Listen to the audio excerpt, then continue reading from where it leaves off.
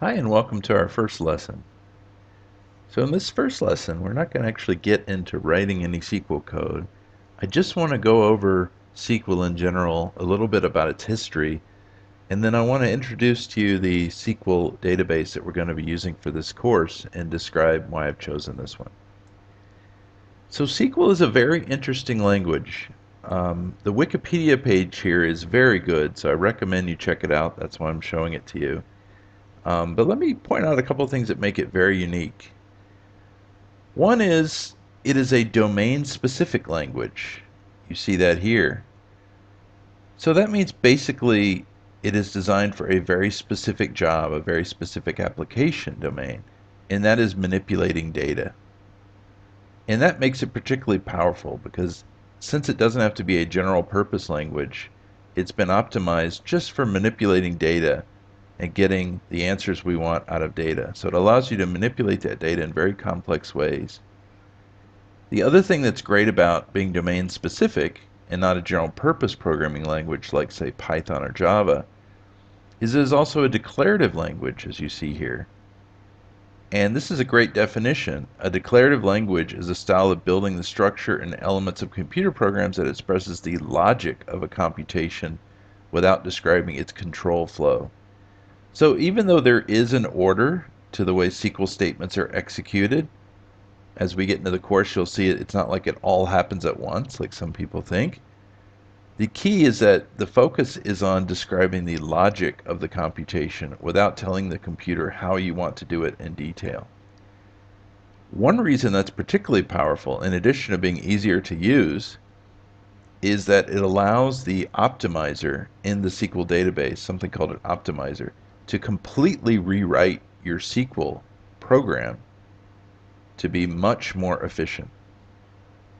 For those of you that have done some programming, you know that compilers do something similar, but the difference is, yes, they make your code faster. They may have some optimizations if you're compiling Python or Java or C, but they don't do the kind of rewrites that you'll see an optimizer do in SQL. So what's great about that is that you can focus on the logic of what you want to get out of the data and not focus on how you want the computer, the database, to get that result for you in terms of detailed step-by-steps and loading data into registers and manipulating it and putting this piece of data in this piece of memory and so forth. Okay, a couple other things I want to point out is it's an international standard, and that makes it very unique too. There's not many languages that are standardized internationally. And so you can see here in the dialects, these are actually all of the standards that have been released, starting with SQL 86, which was the first one. And you see we've got 1, 2, 3, 4, 5, 6, 7, 8, 9 standards that have been released. And actually a little bit has been released post SQL 2016. And every new standard tends to add on to the capabilities. Very little is taken away or deprecated. So SQL has become an extremely powerful language over the years of being standardized. Now, being standardized is a good thing, and it certainly encourages most database vendors, including open source, to focus on supporting the standard, which is nice.